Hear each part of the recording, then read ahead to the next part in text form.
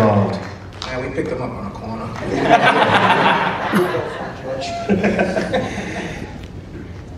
So I met Damien way back before Terrifier. How many DPs did you have on? It was All Hallows Eve. You were like the 5th DP to come in on that movie. That was a true. So we finished it up together. Yeah. And it pretty much started from there. What did you do to get because one of the most incredible things about the original Terrifier and Terrifier 2 is you guys managed to capture an 80s kind of vibe without really trying to make an 80s movie. So what was the mindset behind that? Was it a certain camera, a certain lighting? Well, yeah, I guess it had to do with the lighting, but that was more post-production, I think, more so than anything. Cool. Yeah. And did you think even at that point it would turn into this? No, I don't think I understood. Yeah, make no mistake, nobody's more surprised than we are. It's great. Now that we have George, we have Phil, and we have Damien, this guy has to get into the picture.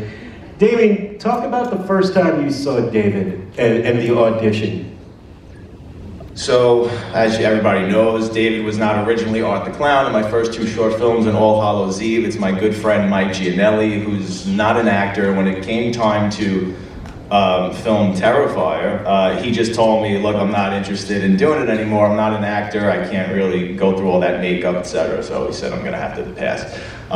So that really sucked because, you know, everything I'd ever done with all its faults, everybody just loved his performance as Art the Clown. They loved Art the Clown as a character. And I was like, you know, now I gotta start from scratch. That's really sort of discouraging and it's a little scary. But now going in, to start from scratch and to get the opportunity to hire an actor this time, I knew that physically I was looking for somebody who was taller and thinner for the part because I knew that was gonna be creepier, just visually. So Phil and I held an audition in Manhattan. It was just him and I in the room, and we had actors coming in. And Dave was like the 6th or 7th person to come in the room. And as soon as he came in the room, I saw this really tall, skinny guy with a big smile. And I said, ooh, he's gonna look real good in that prosthetic. And he didn't have any sides or anything, any lines, any script out in the hall, because all the audition said was, it's for a killer clown horror movie, and this is for the killer clown. So he comes in and he's like, well, what do I do? He's like, I don't have a script or anything. And I said, don't worry, you don't need a script. I said, you're a silent killer clown. I want to see you decapitating somebody, and you're having a really good time doing it. And go, and action. And he did this just amazing performance immediately. It was so physical. There was such amazing theatricality, and he just looked like Jim Carrey playing The Mask or something. And I said, wow, you know, now this is what would happen if we put a real, you know, skillful actor into this part. I'm gonna really be able to transform him into more of a clown this time, whereas Mike played him a lot more like Michael Myers. It was just a lot colder and creepier, but now we can make him a lot more animated. And me and Phil were just laughing and giggling the whole time while he's doing it. I'm like nudging him, I'm like, this is great, you know, so good. And Dave did this amazing job, and I said, all right, that's it, great job, man, you know, we'll be in touch or whatever. And then I looked at Phil and I said, what else are we really looking for? I said, this guy's fantastic. Well, let's just put the prosthetic, have him come back, we'll put the prosthetic on and have him do this all over again and film it. And that's what we did. And there was never a runner-up for Art the Clown after Dave came in, so. David, let's talk about your training as an actor, because you know, a lot of people go, oh, well, you didn't have to study lines, you know, it must be so easy, but in fact, it's much harder when you don't have lines to work with. You have to rely on creating this persona and speaking without having to actually speak. So let's talk about your training, where you learned how to do things like that, and what brought you to that audition and your mindset in it. Well, contrary to popular belief, I was never trained as a mime. I know that's a rumor that's been out there, that no, I was not professionally trained as a mime. I actually never went to school for theater either. I have a degree in elementary education. So yes, I used to teach children. He did his part for Youth of America. Now he kills them. Yeah. That's what drove art insane. The public education system. Yeah, but no, I learned from, I grew up watching all the great comedies as a child. I was watching the old black and white silent films of Chaplin and Keaton and the Marx Brothers. My aunt probably gave me the best gift ever as a box set of Mr. Bean videos. And so I would sit there and just watch Mr. Bean over and over and over and over and over and over and over and over.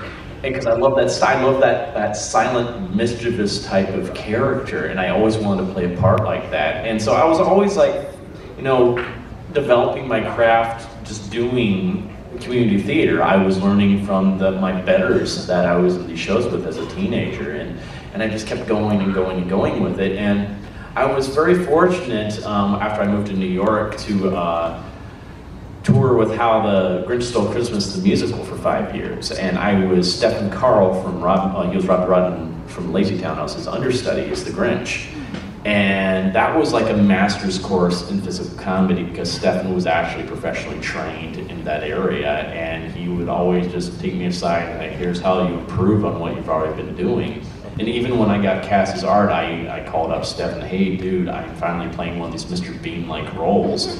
Do you have any tips for me? He's like, yeah, just, just give me little tips here and there. And you can probably look at my performance as Art and go look at like videos of Robbie Rodden and see a lot of comparisons between the physicality, because I pulled a lot from what I learned from Stephen for Art, and that's where I learned. I just learned from actually just going out there and doing it and learning from my betters. Because I always say, learn from the best and then adapt and make it your own.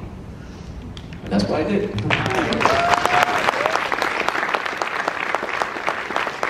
Now the audition comes, and it's online, right? Has everyone seen David's audition on YouTube? Oh yeah. No? You can find it on my Instagram. It's posted. You have to scroll down pretty far. It's there if you want to see it. Yeah. You want to reenact? Yeah. You want to show somebody how you had it? You want to see that? Well, decapitate somebody and be very giddy and gleeful. There's the direction from Mr. Damien Leone, right there.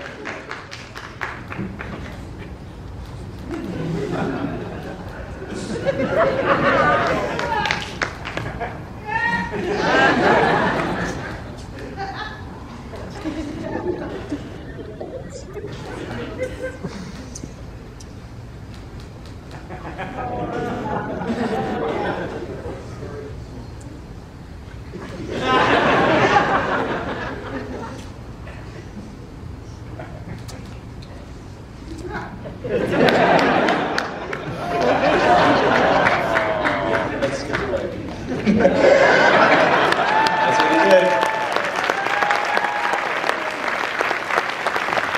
See, the song was there right from the beginning. You guys didn't even know.